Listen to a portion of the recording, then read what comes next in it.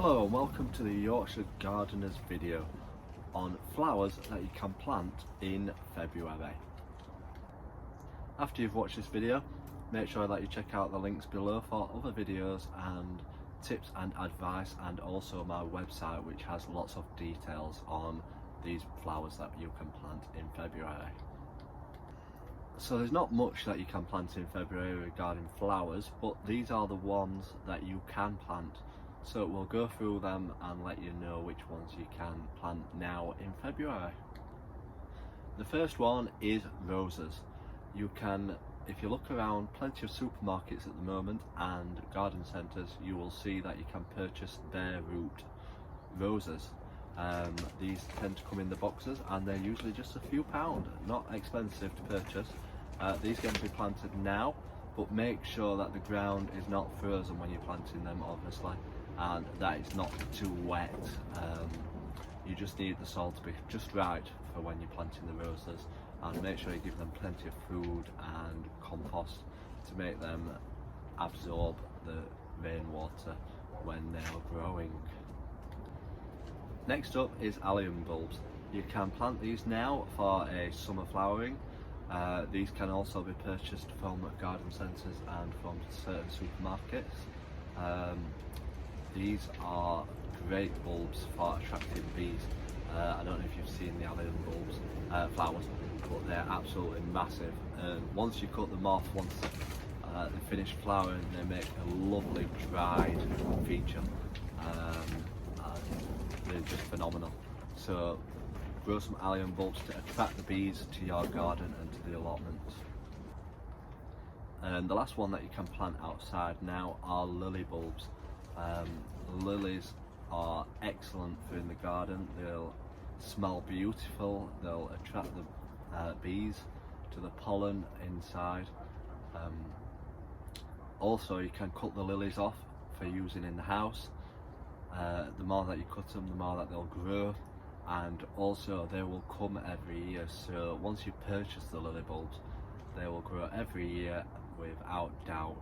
You will certainly have a beautiful bloom of lilies if you grow some lily bulbs. There's plenty of different varieties out there. You can get long stemmed ones and you can get short stemmed ones, so the choice is up to you on what lily bulbs you purchase. Now we'll tell you what you can grow inside your greenhouse, which needs a bit more heat to get them started. So these are what you can grow in your greenhouse. The seeds you can grow in your greenhouse to start off with are geraniums. Geraniums can be quite expensive to purchase from the garden centres when you usually purchase them in the 6-pack, so why don't you try growing them yourself from seed? You usually get quite a few in a packet, so you can choose what colour varieties you want, and also they are quite easy to grow, and if you've got a greenhouse you can just trim them back and grow them year on year, rather than keep purchasing geranium plants every year. So you can plant your geranium seeds now. Next up is sweet peas. Sweet peas are a fantastic flower to grow. I don't know if you have grown sweet peas, but obviously they're in a pea shape, and I've done a video on this on how to germinate sweet pea seeds from scratch, the quicker way rather than just planting them straight in the ground. And with sweet peas you will get absolutely hundreds of flowers. The more you cut them, the more they'll grow.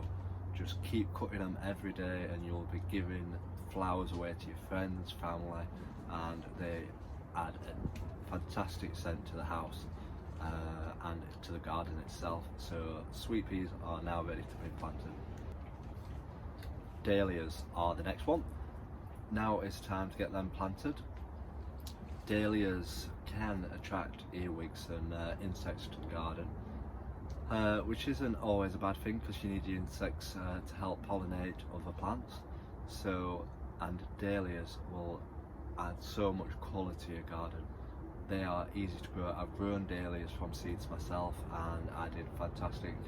First time that I tried them, I got a brilliant crop of dahlias in my garden, and they added lots more colour to my allotment. It's not just about growing vegetables and fruit, it's also about growing flowers to attract the bees and to help them as well with pollinating your fruit and vegetables as well. Next is chrysanthemums, that's if I can say the word. Some people grow them for shows. I've seen plenty of fantastic photos in Facebook groups around of how well they've grown the flowers. I've not grown them myself from seed or from plants themselves, so it's something that I may actually try this year for the first time. I do like to try something new every year, so I may well try them. The next one is begonias. Begonias are such a lovely plant to have in your pots and for borders, just to attract the colour. There's plenty of different colours around for begonias now. They do come in plenty of different colours, and they will certainly add some lovely colour to your garden. So if you've never tried begonias before, give them a try and let me know how you get on. The last one is Lobelia.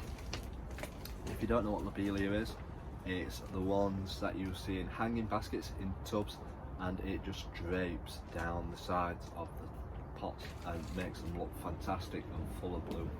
So Lobelia come in very tiny small seeds, but they are quite easy to grow as well. So if you've not tried growing Lobelia before, give it a try and add it to your hanging basket and to your pots to make them look full and blooming.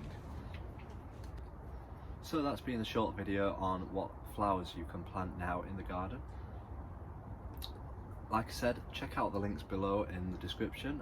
Give this video a like so that I know that you've seen it, and also feel free to give it a comment as well. It's always nice to see people's comments on the video.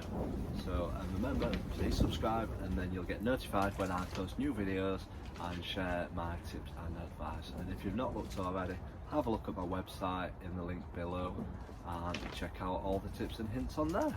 Thanks for watching, and I've been the Yorkshire Gardener, and remember, keep gardening.